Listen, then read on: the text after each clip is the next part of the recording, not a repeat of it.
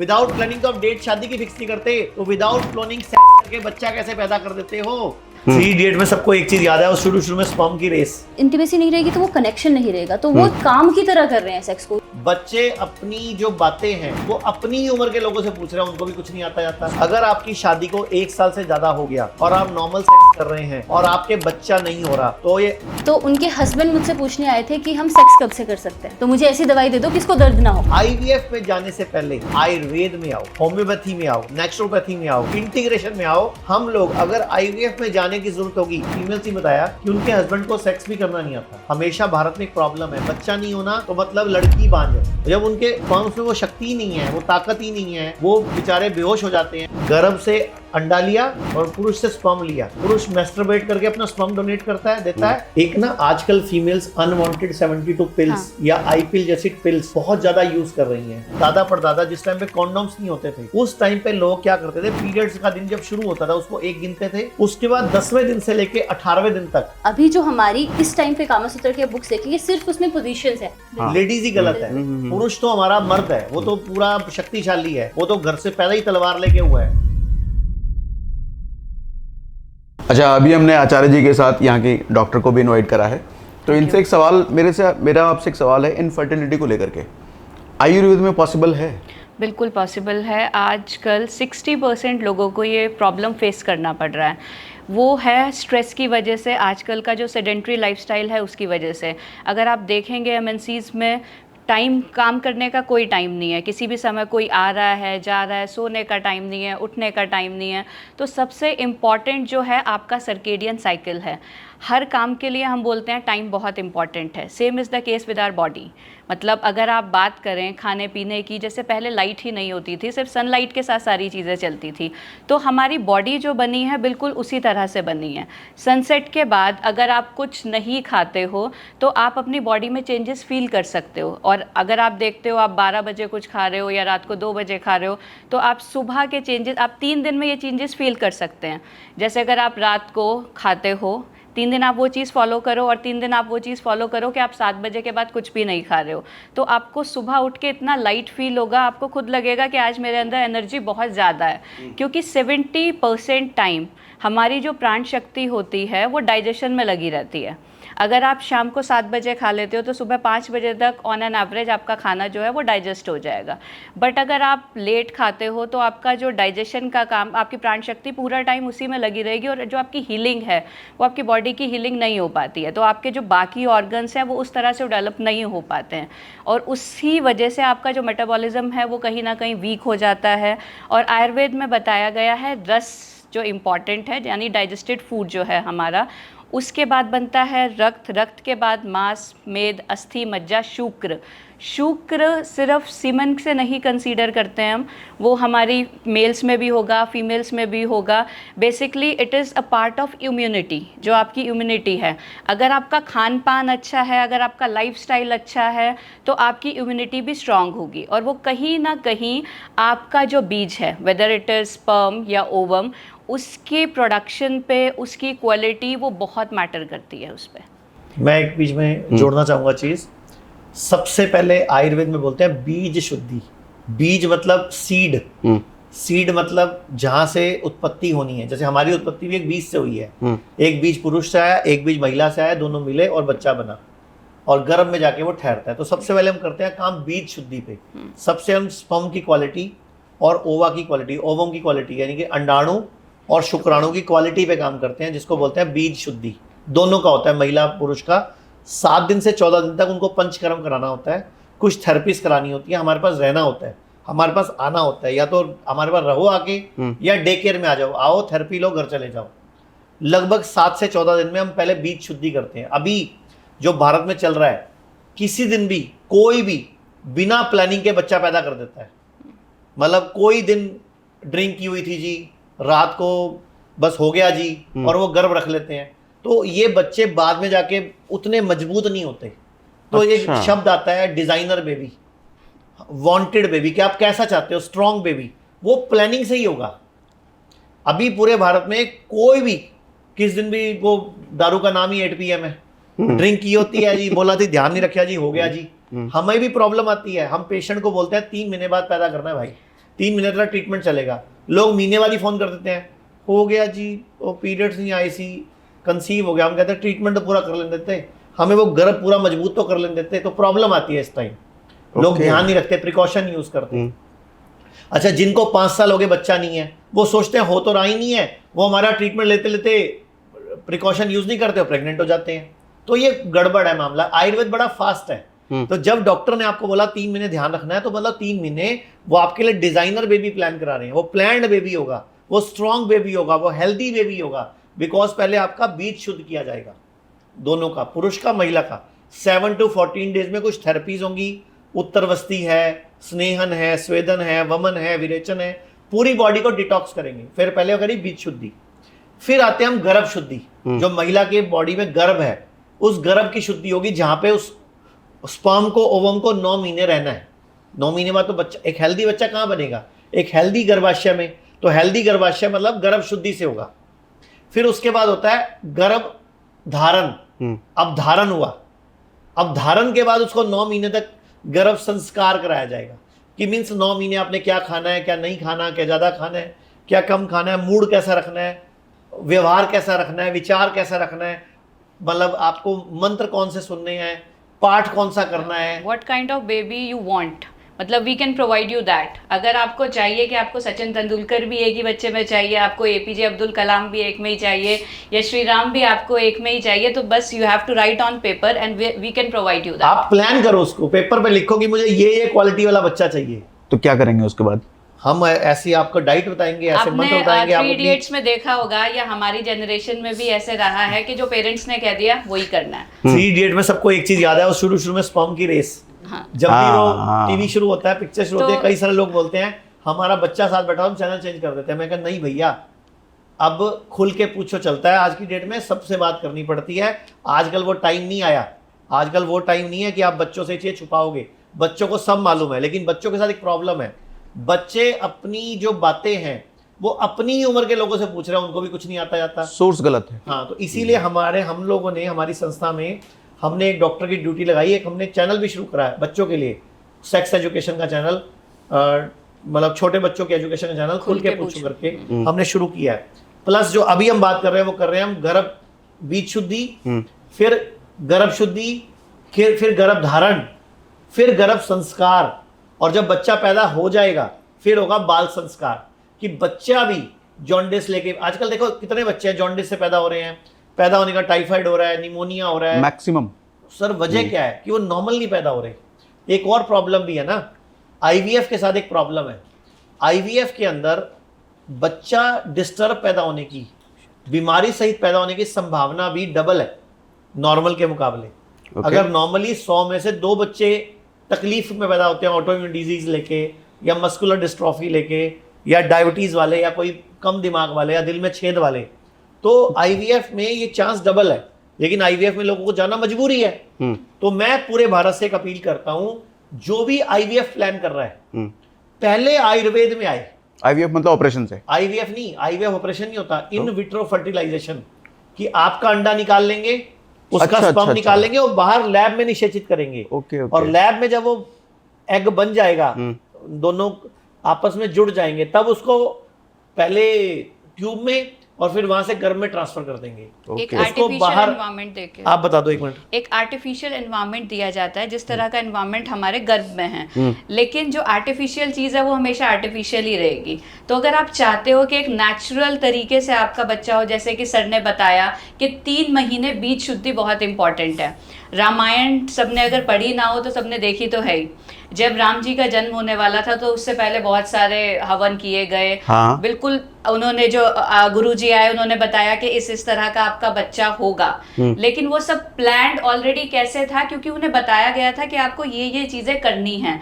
एक प्रॉपर नक्षत्र दिया गया, जैसे सर ने बताया कि आपके जो पीरियड्स होने वाले हैं उससे पर्टिकुलर डेज पहले आपको एक टाइम पीरियड दिया जाएगा, उसमें पर्टिकुलर कपड़े भी पहनने होते हैं। जैसे सर को आप देखोगे हमेशा लाइट वाइट कपड़ों में ही मिलते हैं, तो इसी तरह के लाइट क्लोथ्स पहनने होंगे, ताकि एक अच्छी एनर्जी, एक अच्छी सोल आप अट्रैक्ट कर सको। कुछ मंत्रों का उच्चारण करना होता है, और उसके बाद एक पर्टिकुलर टाइम में you can coitus, you can have sex, और उसके बाद जो आपका गर्भ धारण होगा उसकी शुद्धि भी बहुत इंपॉर्टेंट है। आपको किस तरह का खाना खाना है, जैसे फर्स्ट 3 मंथ्स में बिल्कुल आपको लाइट फूड इनटेक करना है, उसके बाद कौन से मंत्र उच्चारण करने हैं, कौन सा योग आपको करना है।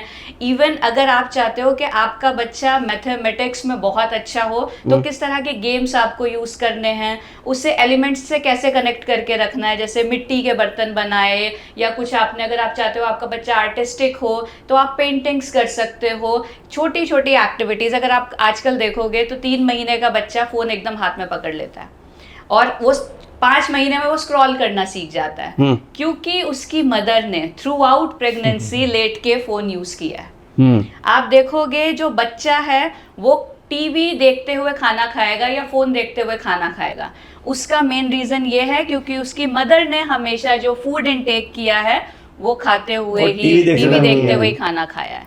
तो ये बहुत बड़ा साइंटिफिक रीज़न है जो मदर इनहेरिट करती है आसपास की सराउंडिंग्स से। कई बार ऐसे होता है कि माहौल ऐसा है, बहुत स्ट्रेसफुल माहौल है, बच्चा हंसता ही नहीं है, मतलब वो स्माइलिंग फेस ही नहीं है उसका, क्योंकि मम्मी भी नहीं हंसी कभी, क्योंकि वो हैप्पी हार्मोन्स है ही नहीं बच्चे में। वैसा ही आईवीएफ में एक आपने एक अननेचुरल एनवायरनमेंट बच्चे को दे दिया है तो उसकी इम्यूनिटी कैसे डेवलप होगी। ओके तो ये बहुत इंपॉर्टेंट मैडम ने एक बात बोली थी, सोल अट्रैक्ट करना, कपड़े कैसे पहनने हैं, खाना कैसे खाना है। मैं आपको पूछता हूँ, आप नीचे पार्क में ना 2 लोग चले जाओ, एक हाथ में बीज ले जाओ, मतलब कुछ भी जानवरों के खाने का, जो चिड़िया तोते के खाने का, बाजरा ले जाओ, ज्वार ले जाओ, और एक खाली हाथ खड़े हो जाओ। अब जिसके हाथ में बाजरे होंगे, जिसके हाथ में ज्वार होगा, पक्षी किसकी तरफ आएंगे? जिसके हाथ में बीज होगा उस पे आएगा। और दूसरे के हाथ में आएंगे क्या? नहीं आएंगे। ऐसे ही आपने सुनी है महाभारत में कहानी अर्जुन के पुत्र की, अभिमन्यु की। अभिमन्यु को माँ के पेट में ही चक्रव्यूह तोड़ने की विद्या आ गई थी। इसका मतलब उसने सुना भी था, उसने विजुलाइज भी किया था, उसने देखा भी था। और एक बात बताओ, चक्रव्यूह तोड़ना सिखाया किसने था? पिताजी ने। पिताजी ने सिखाया किसको था? माँ को। बच्चा कैसे सीख गया? मतलब हियरिंग सेंसेस, वो हियरिंग थी, सेंसेस थी, फीलिंग थी, उसकी माँ ने विजुलाइज किया। अच्छा, फिर अर्जुन चक्रव्यूह तोड़ना नहीं सीख पाया, अभिमन्यु चक्रव्यूह तोड़ना नहीं सीख पाया, क्योंकि सो गई थी, क्योंकि उसकी माँ सो गई थी। यानी कि माँ सो गई तो बच्चे के सेंसेस भी सो गए। यानी कि माँ और बच्चा कौन है आपस में कनेक्टेड।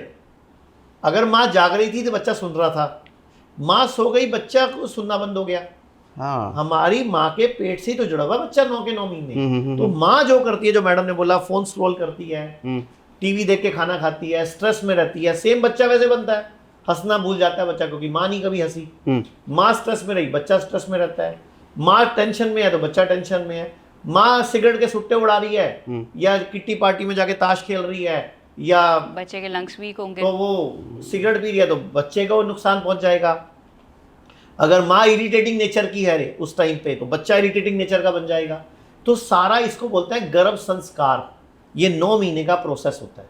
आयुर्वेद में पूरा चैप्टर है, पहले बीज शुद्धि, फिर गर्भ शुद्धि, फिर गर्भ धारण, फिर गर्भ संस्कार, और फिर बाल संस्कार। यानी कि पैदा होने के बाद भी अगर आप चाहते हो पैदा भी ऐसे एनवायरनमेंट पैदा करना, जैसे आप पीछे माहौल देख रहे हो, पहाड़ियाँ दिख रही हैं, ग्रीनरी दिख रही है, पूरा ये एनवायरनमेंट दिख रहा है आपको पीछे। अब अगर ऐसे माहौल में बच्चा पैदा करना चाहते हो और ऐसे माहौल में ही 10 दिन रखना चाहते हो तो भी हमारी फैसिलिटी है। आप पैदा करने के लिए आओ ना हमारे हॉस्पिटल में, या पैदा करते ही आ जाओ। पैदा करने के बाद बच्चे को छुट्टी लो और 10 दिन हमारे पास आके रहो, क्या प्रॉब्लम है? आपका बच्चा संस्कार लेके जाएगा, आपका बच्चा ट्रेनिंग लेके जाएगा, आप ट्रेनिंग लेके जाओगे। हेल्दी बच्चा कैसे रखना है, क्या खाना है, क्या नहीं खाना, क्या ज्यादा खाना है, क्या कम खाना है, क्या अच्छा क्या बुरा।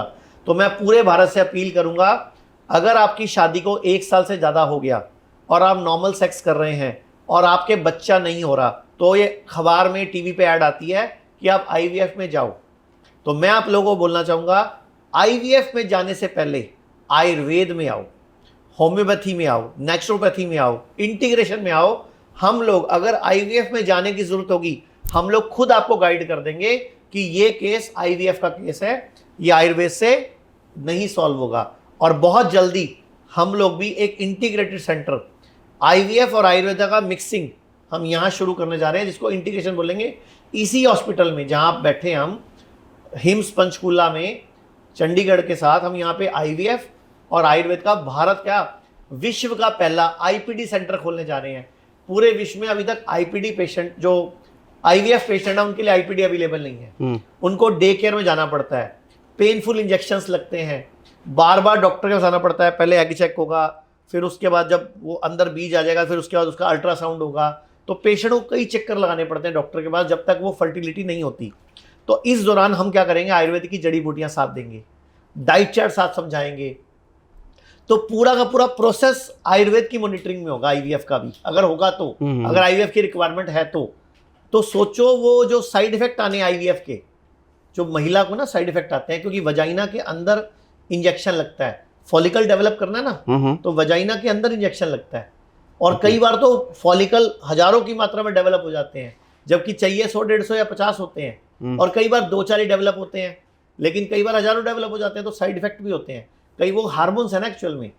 तो हम ऐसा सिस्टम जोड़ने जा रहे हैं कि Ayurveda, naturopathy, allopathy, homeopathy mix हो जाए, आप माँ बन पाए, आप पिता बन पाए, ये हमारा लक्ष्य होगा। तो हम बहुत जल्दी वो सेंटर शुरू करने जा रहे हैं। तो सबसे पहले जिनके बच्चा नहीं हो रहा, गर्भ शुद्धि के लिए, बीज शुद्धि के लिए, गर्भ धारण के लिए हमसे कांटेक्ट करें, और डॉक्टर यामिनी, डॉक्टर सोनाली, हमारी पूरी टीम है जो इस हॉस्पिटल को मैनेज करेगी और इसको संभालेगी कि कैसे हम एक हेल्दी बच्चा, स्वस्थ बच्चा, प्लान्ड बेबी, डिजाइनर बेबी, जैसे मैडम ने पहले बोला, आप तेंदुलकर वाले गुण चाहते हो, आप नीरज चोपड़ा वाले गुण चाहते हो, आप पीवी सिंधु चाहते हो, आप श्री राम चाहते हो, आप श्री कृष्ण चाहते हो, तो वैसा ही एनवायरनमेंट अपने ब्रेन को दे दो, वही पैदा होगा सर। ठीक है। डॉक्टर, ये जो विवेकानंद जी रहे हैं, हमारे स्वामी विवेकानंद जी, उनकी मदर ने, जब वो मैरिड भी नहीं थी, अपने एडोलेसेंस एज में ही सोच लिया था कि भारत को मुझे ऐसा बच्चा देना है जो मेरे पूरे भारत को एक ज्ञानवर्धक भारत की ओर ले जा सके। तो उन्होंने उसी समय से अपने आप को बिल्कुल सात्विक जीवन की तरफ डाइवर्ट कर दिया था, तब जाके हमें विवेकानंद जी मिले। और अगर आप चाहते हैं कि आपके बच्चे की इम्यूनिटी भी बहुत स्ट्रांग हो, तो अगर आप साउथ में देखेंगे, साउथ में सब स्वर्ण प्राशन की तरफ ही चलते हैं। जैसे हम नॉर्मली पोलियो ड्रॉप्स का सेवन कराते हैं, उसी तरह से अगर आप चाहते हैं कि आपके बच्चे की इम्यूनिटी स्ट्रांग हो, तो पुंष्म नक्षत्र एक आता है, हर महीने आता है, उसमें अगर आप स्वर्ण प्राशन कराते हैं, तो हम स्वर्ण प्राशन भी कराते हैं, तो उससे आपके बच्चे की जो इम्यूनिटी होती है वो मतलब 5 टाइम्स एनहांस हो जाती है। मतलब आपको बच्चे को जो बीमारियां आनी है, आजकल बच्चे जो दिल में छेद है, या बच्चा ऑटो इम्यून का शिकार है, या बच्चा मस्कुलर डिस्ट्रोफी का पेशेंट है, बच्चा ऑटिज्म का शिकार है, तो वो बच्चे ऐसे होंगे ही नहीं। अगर आप प्लान्ड बच्चे करोगे, आज की डेट में ना हर 100 में से 3 बच्चे कोई ना कोई डिफॉर्मिटी के साथ आ रहे हैं। ये जो आईवीएफ में बच्चे पैदा हो रहे हैं ना, कोई ना कोई प्रॉब्लम के साथ आ रहे हैं। तो हमें भारत की बहुत बड़ी आईवीएफ चेन ने कांटेक्ट करा है कि मिलके काम करते हैं। हम चाहते हैं हमारा ये जो बच्चे हैं वो सारे हेल्दी पैदा हों, उसके लिए हमें आयुर्वेद चाहिए, और हमें टेक्नोलॉजी चाहिए कि जिसका आयुर्वेद से भी नहीं हो पा रहा, तो हम आईवीएफ की बात करेंगे। तो आईवीएफ और आयुर्वेद का कॉम्बिनेशन ये पूरी दुनिया को दिशा दिखाएगा। इसीलिए हम लोगों ने कैंसर में भी इंटीग्रेशन किया है। हमारे पास कैंसर के पेशेंट भी बहुत ज़्यादा आते हैं। हम कैंसर में भी आयुर्वेद, होम्योपैथी, नेचुरोपैथी, एलोपैथी का मिक्सर चलाते हैं। कोई कीमो की जरूरत नहीं होना चाहिए। नहीं, अगर कीमो की जरूरत है तो बिल्कुल लास्ट में अगर लगेगा कीमो की जरूरत, तो हम कीमो में भेजेंगे, वरना हम आयुर्वेद से कैंसर करवाएंगे। ओके, खैर आप जब आएंगे जो आएंगे, मैं तो आ गया हूँ, 7 दिन के लिए मैं इधर ही हूँ।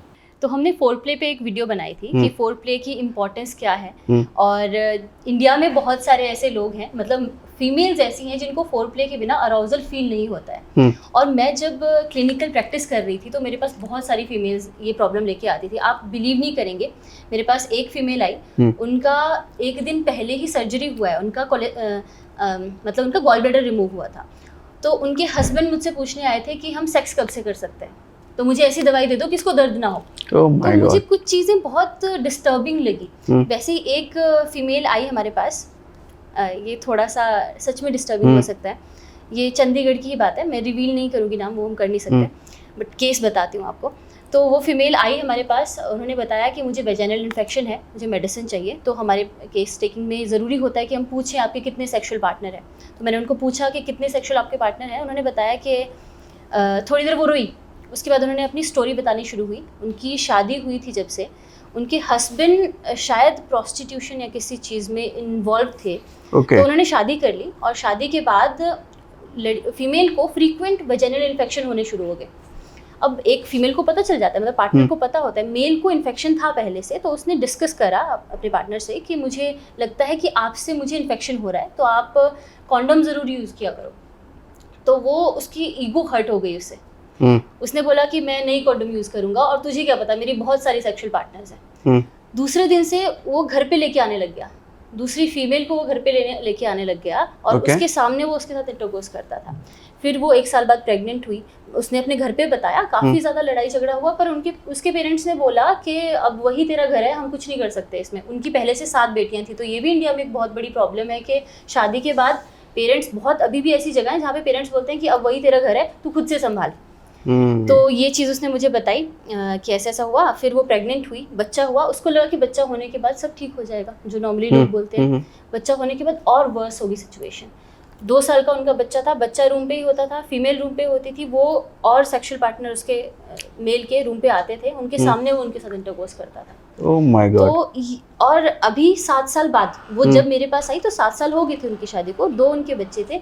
इस समय वाली सिचुएशन ऐसी थी कि वो फीमेल के साथ उसके फ्रेंड्स भी सेक्स करते थे। ओके, ठीक है। और वो लेडी मेरे सामने ऐसी थी कि मैम मुझे नहीं पता कि लड़कियों को पैदा क्यों किया जाता है। उसकी बेटी है एक, बेटी के लिए वो घर पे रुकी हुई है, नहीं तो वो घर से भाग जाती। तो उसको लगता है कि उसकी बेटी को भी वो इंडल्ज कर देंगे ये सब चीज़ों में, इसीलिए वो अपने घर में रुकी हुई है। और वो बोलती कि मुझे लगता है कि लड़कियों को या इमोशन नहीं देना चाहिए या दिमाग नहीं देना चाहिए, क्योंकि फीमेल एक डिफरेंट ही स्पीसीज है। मुझे नहीं लगता कि मेल और फीमेल स्पीसीज, ये बहुत बड़ी प्रॉब्लम है भारत में। जब हम पेशेंट से सुनते हैं ना, उनकी स्टोरी सुनते हैं, हमारे डॉक्टर सुनते हैं ना, तो बहुत सारी स्टोरीज बताने वाली नहीं होती। और कई बार तो लोग बीवी को पीटते हैं, वो कहते हैं उसमें मजा आता है उनको। तो कई बार उनको वो एनल सेक्स के लिए मजबूर करते हैं। कई सारे पंगे हैं भारत में, तो ये टॉपिक डिस्कस हम लोग नहीं करते, लेकिन ये एक्चुअल प्रॉब्लम है। इसीलिए हम लोगों ने एक वेबसाइट बनाई थी, खुल के पूछो, ताकि कोई बंदा खुल के बात तो कर सके। एक और प्रॉब्लम थी भारत में, जैसे छोटे बच्चे हैं, मैस्टरबेट करते हैं, उनको पता नहीं होता। अब उनको ये भी नहीं पता वो सही है कि गलत है, और वो किससे सवाल पूछते हैं? अपनी उम्र के लोगों से। अब 15 साल का बच्चा, 17 साल का लड़का या 17 साल की लड़की बात किससे करती है? लड़कियां तो काफ़ी हद तक चलो माँ से बात कर लेती है, लेकिन कुछ माएँ भी बात ही नहीं करती। लड़कियों को पीरियड्स में हाइजीन का नहीं पता होता, उनको ध्यान ही नहीं रखना आता होता। अच्छा, बहुत सारे लोगों को पता ही नहीं है। अब कई सारी फीमेल्स आके बताती हैं, कई बार डॉक्टर बताते हैं पीरियड्स में भी लोग सेक्स करते हैं, जबकि मना किया गया, हमारे शास्त्रों में भी वर्णित था उस टाइम पे कि नहीं करना होता। मतलब बहुत सारे मिथ हैं, बहुत सारी कन्फ्यूजन्स हैं, बहुत सारे कॉन्फ्लिक्ट्स हैं, बहुत सारे मिसअंडरस्टैंडिंग्स हैं। पता ही नहीं है लोगों को, एजुकेशन ही नहीं है। तो इस भारत में एक पीछे मूवी आई थी ओ माई गॉड 2, वो मूवी मैस्टरबेशन के ऊपर थी कि वो एक बच्चे ने क्लास में, मैं तो चाहूँगा सभी दर्शकों को ओ माई गॉड 2 देखनी चाहिए। उसमें एक पंकज त्रिपाठी जो किरदार था, उसने बोला था कि हम ये पढ़ाते हैं, घुटना है, ये एड़ी है, ये नीचे वाला बीच वाला हिस्सा खा जाते हैं, और फिर उसको कई नामों से पुकारते हैं जो कि पुकारने वाले नाम नहीं है। ये बहुत जरूरी है सर, क्योंकि बच्चों को भी पता नहीं है। और फिर मैंने देखा, जैसे मेरा बेटा 17 साल का है, मेरी बिटिया 22 साल की है। एक माँ बाप कंफर्टेबल नहीं होते बच्चों के साथ बात करने में। बच्चों के साथ तो कितनी खुल के बात कर पाओगे? अब मैं जब 16 साल का था, तब मुझे याद है मेरे चाचा जी ने मुझे बोला कि तुमने कभी बियर पी है? मैं कहा नहीं। तो मेरे चाचा ने खुद ट्राई कराई मुझे। वो ठीक है, अलग बात है, मुझे शौक नहीं है, लेकिन उन्होंने ट्राई करा कि पी के पता तो होना चाहिए तुम्हें टेस्ट क्या है। अब घर में ऐसा बंदा कोई होता कहाँ है जो हमें गाइड करे, जो हमें एजुकेट करे, जो हमारे कंधे पे हाथ रखे, दोस्त बने। और माँ बाप को दोस्त बनना चाहिए। और ओ माई गॉड मूवी में यही दिखाया गया है कि उसके फादर, जो शुरू में पहले गलत समझ रहे थे, जब पहली बार पंकज त्रिपाठी को पता चलता है कि उसके बेटे को मैस्टरबेशन की वजह से स्कूल से निकाल दिया गया, पहले उसको बुरा लगता है, पहले वो इसका विरोध करता है, पहले वो अपने घर पे भी नहीं बताता। और बाद में उसकी बेटी, उसकी वाइफ, वो खुद कोर्ट में खड़े होके जज के सामने, दूसरी जो हीरोइन होती है, जो वकील होती है, उसके सवालों का जवाब देती है। लेकिन वो हुआ कब? जब खुद पिता ने उसका हाथ पकड़ा। और हो सकता था वो बच्चा सुसाइड कर लेता। सर उस समय उन्होंने बुक्स देखी थी हमारी पुरानी, तो आजकल जो वो कामसूत्र बुक्स का वर्णन उसके अंदर आया। कामसूत्र है, अनंगरांगा है, कोकशास्त्र है, ऐसी बहुत सारी बुक्स थी। पहले गुरुकुल में सब चीजें पढ़ाई जाती थी। देखो शादी तो करनी है, शादी एक नॉर्मल चीज़ है जो लाइफ में हमें आगे चल के करनी होती है। और पहले के टाइम में बच्चों को प्रिपेयर किया जाता था शादी के लिए। अब लोग कामासूत्र को लेके बहुत सारे चीज़ें बोलते हैं कि सिर्फ एक सेक्स मैनुअल है ये, क्योंकि अभी जो हमारी इस टाइम पे कामासूत्र की बुक्स देखेंगे सिर्फ उसमें पोजीशंस है। बट अगर आप पुरानी कामासूत्र की बुक देखें, उसमें शादी के बाद एक फीमेल को जब मेल के घर जाना है तो उसको उनकी फैमिली के साथ रिलेशनशिप स्ट्रॉन्ग कैसे करनी है वो भी बताया गया है। अगर उनके साथ रिलेशनशिप खराब हो जाए तो वापस उनको सही करना ये भी बताया गया है। फीमेल की मेल के लिए क्या रिस्पॉन्सिबिलिटीज़ हैं ये भी बताया गया है। मेल की फीमेल के लिए क्या रिस्पॉन्सिबिलिटीज़ हैं ये भी बताया गया है। और काम का मतलब था डिज़ायर, चाहे वो हमारे खाना है, खाने को और ज़्यादा टेस्टी कैसे बनाना है ये भी बताया गया है। संगीत क्या है, नृत्य क्या है, सब चीज़ें बताई गई हैं। और साथ में उसमें ट्रांसजेंडर के बारे में भी बताया गया है। तो ये सब चीज़ें हमारे पुराने साहित्य में। और ये सब हमने क्यों शुरू किया कि बेसिकली में इनफर्टिलिटी पे काम करना था। अभी हम लोगों ने इनफर्टिलिटी का सेंटर स्टार्ट किया जहाँ बैठे हैं पंचकूला। तो इनफर्टिलिटी का जब हमने काम शुरू किया, हमने इस पर ज़्यादा काम किया, तो बहुत सारे लोगों ने आके बताया, फीमेल्स ही बताया कि उनके हस्बैंड को सेक्स भी करना नहीं आता या उनको कोई प्रॉब्लम है, तो वो डिस्कस किससे करें। अब फिर जब हमारे पास वो बच्चा नहीं होता, तो हमेशा भारत में एक प्रॉब्लम है, बच्चा नहीं होना तो मतलब लड़की बांझ है, लेडीज ही गलत है। पुरुष तो हमारा मर्द है, वो तो पूरा शक्तिशाली है, वो तो घर से पैदा ही तलवार लेके हुआ है, वो तो जीतेगा ही जीतेगा, सिकंदर है वो तो, ऐसा बेवकूफ़ है। जबकि हमारे पास अगर पेशेंट आते हैं और जब हम उनकी टेस्टिंग कराते हैं तो 30% प्रॉब्लम मेल्स में निकलती है। उनके स्पर्म्स काउंट कम है, उनका मोर्टेलिटी रेट बिल्कुल वीक है, उनके स्पर्म्स थोड़ी देर में एक्टिव नहीं रह पाते, या वो वजाइना में एंटर करते ही मूर्छित हो जाते हैं। तो जब उनके स्पर्म्स में वो शक्ति ही नहीं है, वो ताकत ही नहीं है, वो बेचारे बेहोश हो जाते हैं या वो वहाँ तक पहुँच ही नहीं पाते। पास कम से कम मैं हर महीने कितने सारे टोकरे आते हैं हमारे यहाँ। जब भी कोई हमारे यहाँ फीमेल, जब हमारे यहाँ वो आता है ना, जैसे पेशेंट कंसीव कर जाते हैं, तो पेशेंट पूछते हैं जी मिठाई लाएं आपके लिए, तो हम बोलते हैं सॉरी फ्रूट दे दो हमें। तो फ्रूट का टोकरा लगभग मान के चलो हर 30 दिन में ना रोज कोई ना कोई किसी क्लिनिक में हमारे टोकरे आते हैं। मतलब इतना अच्छा आयुर्वेद का सक्सेस रेट है इनफर्टिलिटी पे। तो आईवीएफ में जाना क्यों है? अगर आईवीएफ में जाना है तो आयुर्वेद के थ्रू जाओ, आयुर्वेद को पहले चुनो। अगर यहाँ बच्चा नहीं हो पाता तो जाओ। और इवन की जो पूरे महीने में 30 टोकरे आते हैं, उनमें से 10 टोकरे ऐसे होते हैं जो हमने पेशेंट को मना किया होता है अभी कि 3 महीने तुमने ध्यान रखना है, तुम्हारा इलाज चलेगा। वो महीने बाद, 1.5 महीने बाद ही प्रेग्नेंट हो जाते हैं और हम बोलते हैं भाई तुम्हें मना किया था, ध्यान रखना है, तो वाई यू आर कंसीविंग। 5 साल तो हो नहीं रहा सी जी, सानू लगे होना ही नहीं, फिर कोई गल नहीं जी, हुण होता गया ही है। और भैया उनको समझाते हैं प्लान्ड बेबी चाहिए था, डिजाइनर बेबी चाहिए था, आपकी मन मर्जी का हेल्दी स्वस्थ बच्चा चाहिए था। इसलिए हमें प्लानिंग करनी थी 3 महीने की, डाइट की, लाइफस्टाइल की, खाने पीने की। और एक हेल्दी स्पर्म, हेल्दी ओवम बहुत ज़रूरी है हेल्दी बच्चे के लिए। आईवीएफ में क्या होता है, स्पर्म निकाल लिया, ओवम निकाल लिया, बाहर उसको निषेचित किया, बाहर जब वो फर्टाइल हो गया देन उसकी फिर जेनेटिक टेस्टिंग भी होती है, वो बहुत ज़रूरी है। लेकिन जेनेटिक टेस्टिंग से अच्छा, अब जेनेटिक टेस्टिंग में भी उसी जो ओवा का फ्लूइड है उसी में से निकालते हैं मटेरियल जीनोम सीक्वेंसिंग के लिए, जेनेटिक सीक्वेंसिंग के लिए, और फिर वो बताते हैं कि बच्चा कोई दिमागी बीमारी लेके आएगा, या इसको थैलीसीमिया हो सकता है, या कोई और बीमारी हो सकती है। लेकिन मैं बोलता हूँ उसी फ्लूइड से तो पंचर करके निकाला, तो उल्टा वो तो ज़्यादा चांस बढ़ गए बच्चे के जेनेटिक डिफेक्ट होने के, क्योंकि उस फ्लूइड में बच्चे वो सेल प्रोटेक्ट था जो बाहर हमने लैब में ग्रोन किया, लैब में डेवलप करा। तो सोचो कई लोगों को ना पता ही नहीं आईवीएफ क्या होता है। लोग बोलते हैं ट्यूब में बच्चा पैदा करना, तो आईवीएफ का मतलब ही नहीं पता। जबकि आईवीएफ का मतलब होता है इन विट्रो फर्टिलाइजेशन, कि गर्भ से अंडा लिया और पुरुष से स्पर्म लिया, पुरुष मैस्टरबेट करके अपना स्पर्म डोनेट करता है, देता है, और महिला का वो एग वजाइना में इंजेक्शन लगा के वो एग की ग्रोथ चेक कर करके जिस दिन एग उनको पूरा सही मिलता है, 19 mm का हो जाता है, जिस दिन 20 mm का, तो वो निकालते हैं ट्यूब से और बाहर उसको निषेचित करते हैं लैब में। और जब वो बाहर फर्टाइल हो जाता है देन उसको ऑब्जर्वेशन में रखने के बाद वापस फीमेल की पहले फ्लॉपिन ट्यूब में, फिर उसके बाद वहां से निकाल के गर्भ में सेटल कर देते हैं।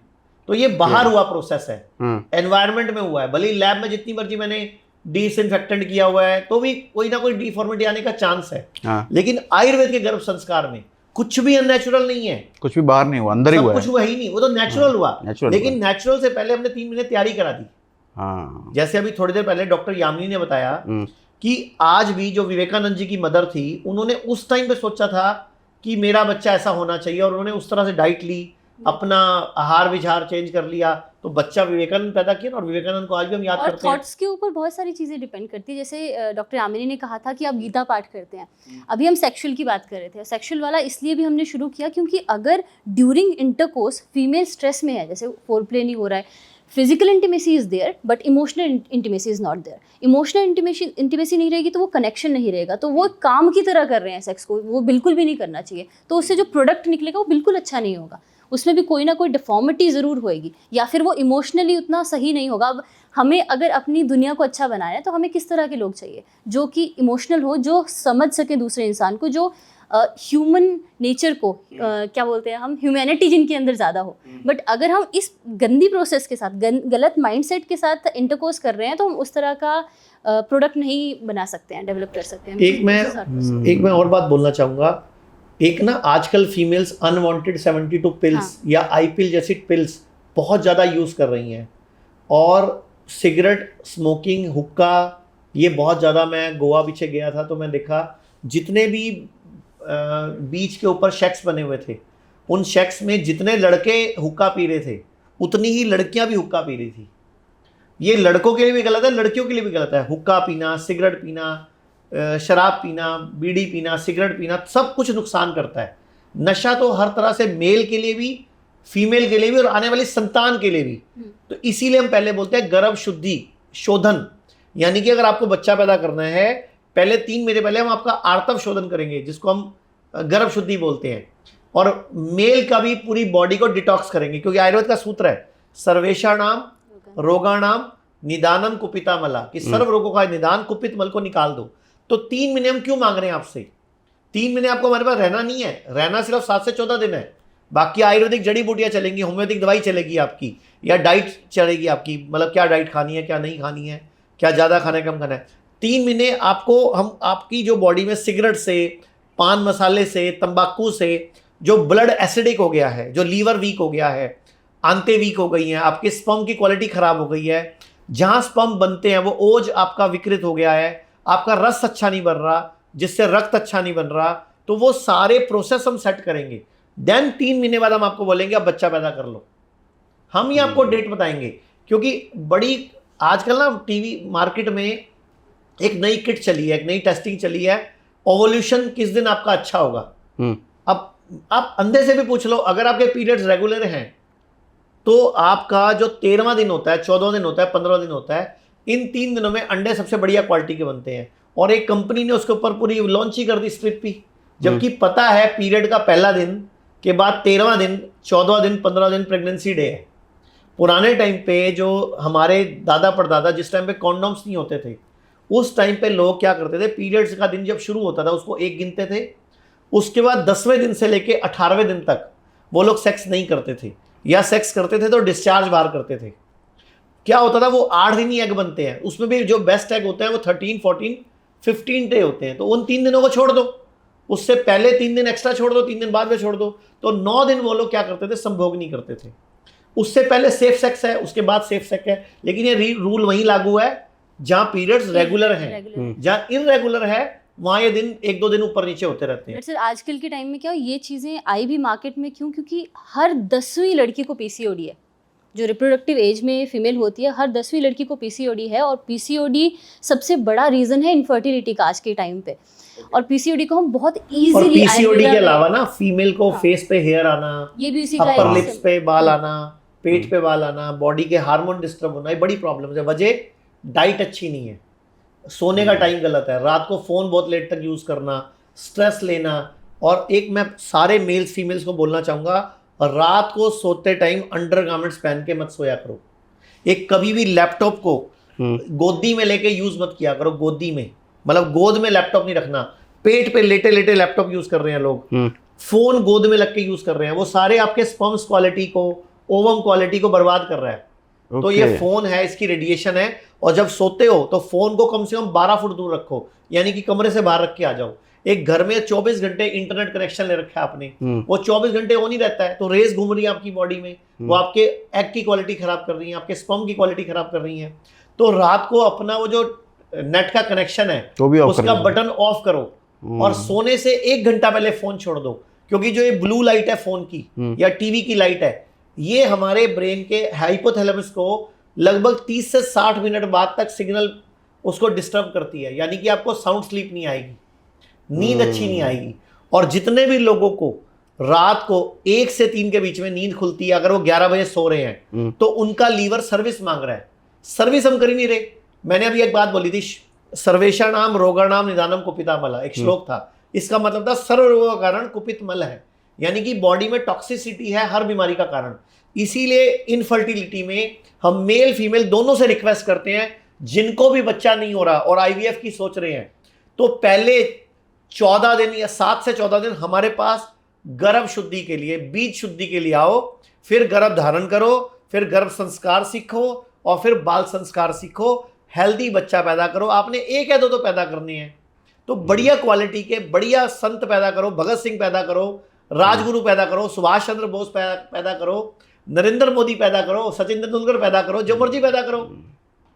लेकिन तरीका क्या है? प्लानिंग। विदाउट प्लानिंग तो पुल नहीं बनता, विदाउट प्लानिंग तो मकान नहीं बनता, विदाउट प्लानिंग तो आप कपड़े नहीं सिलवाते, विदाउट प्लानिंग तो आप डेट शादी की फिक्स नहीं करते, तो विदाउट प्लानिंग सेक्स करके बच्चा कैसे पैदा कर देते हो? तो प्लान्ड बच्चा पैदा करो और वो आयुर्वेद की मदद से होगा। तो मजा आया आचार्य जी बात करके। आज हमने बिल्कुल अलग लीग में बात करा। Thank you sir, thank you.